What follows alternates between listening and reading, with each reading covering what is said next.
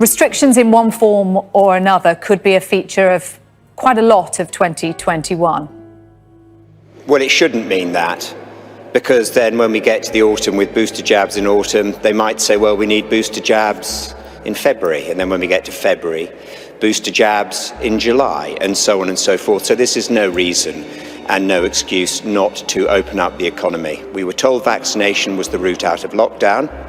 We've been in lockdown in one form or another for many, many months. Some communities have been in lockdown for the best part of a year. And come February the 22nd, we want to see a route back to normality. Isn't the problem that the threat of variants, and looking at Bristol, for example, where we have this mutation of the Kent variant, which is highly transmissible and may not be as responsive to a vaccine, that means unlocking, we're going to see those variants become more widespread? There are always problems. Coronaviruses evolve. That's been known for many decades, if not a century. So none of this should come as news to any scientist, and it shouldn't come as news to the government. It may come as news to the public, but I'm afraid viruses always evolve, which is why we have a different flu vaccine every year, but we don't go into lockdown every year, and we cannot continue the way we're continuing. This is appalling for society. There are huge levels of anxiety and stress. This is an epidemic of mental health problems probably waiting to come around the corner. Some have already arrived. We have an economy to maintain, and I'm afraid this is just not acceptable. I think for the Secretary of State today for Transport to suggest people shouldn't start booking summer holidays, domestic summer holidays, was an extraordinary statement to make and a very irresponsible statement to make.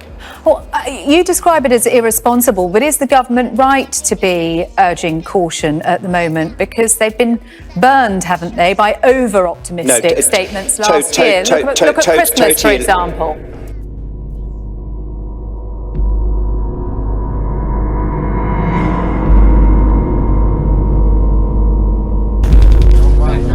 What a disgrace! Are you a boss? Moydolf Dada Art. So what is it that you want in life? The United States is claiming a universal jurisdiction to swoop down anywhere in the world and destroy the life of anybody who publishes things it does not want revealed. And this ridiculous claim of universal jurisdiction should not be accepted or tolerated for a moment in a British court, let alone granted all the panoply of justice, so-called, which is defending this indefensible situation. Someone refuses to be taste of what they can't now.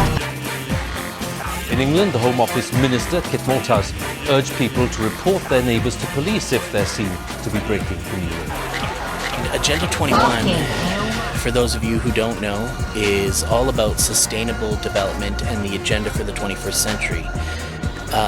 It is communitarianism, which places the rights of the community over the rights of the individual, and it is a constant, never-ending stop and attack on private property ownership, your mobility rights. It's all about cramming us into these super dense cities. What a disgrace! Rural areas and The perception in your head. Totally irresponsible. Last year, summer holidays went ahead.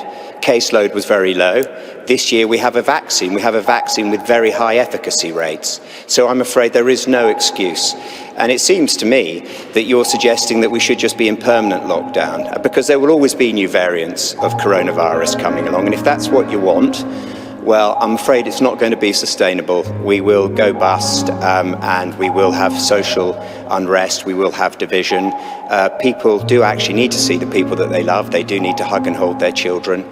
They do need to mix with their friends. They do need to spend time in other people's company. But if you don't think that's important and the government don't think that's important, I think they're going to get a rude awakening when the public decide that they've had enough. all of this. The Great Reset is a welcome recognition that this human tragedy must be a wake-up call. Oh dear, I seem to have spotted a cunt. The important point to note is there are no excess deaths, no excess respiratory deaths, And so if you accept that, and if anyone listening checks it, they must know that the rest of what I'm telling you is true, because you can't have a lethal pandemic stalking the land and not have excess deaths. As we have seen, Gates's philanthropic investment scheme has paid off well, with his $50 billion net worth having ballooned to over $100 billion after his decade of altruism in the vaccine market. It's really all about controlling and culling the human herd for fun and profit. In November of last year, I hosted Event 201, a war game simulation of a global pandemic. Leaders from private corporations, global banks, governments, and the media got together to strategize ways they could align in lockstep when responding to a worldwide health crisis. Using a coordinated campaign of fear-mongering, intimidation, social shaming, and economic blackmail, we realized that we could get around dangerous philosophies like individual liberty and national sovereignty. With an obedient population, we would be free to implement our own top-down solutions, like forced quarantines, social distancing, contact tracing, and mandatory testing, as a means to seize technocratic control of society.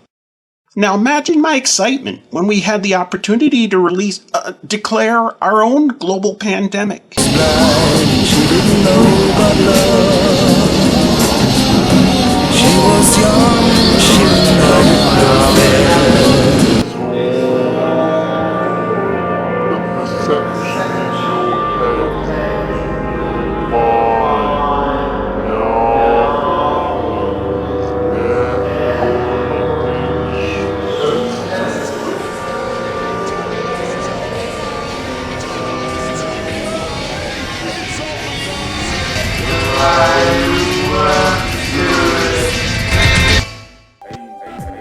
Pandemic, or are we in a COVID-19 case-demic phase of COVID-19 pandemic?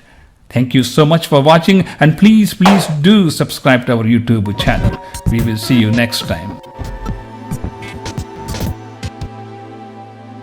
I can remember absolutely everything, young man. That's my curse. That's one of the greatest curses ever inflicted on the human race, memory. Remember 15 peanuts.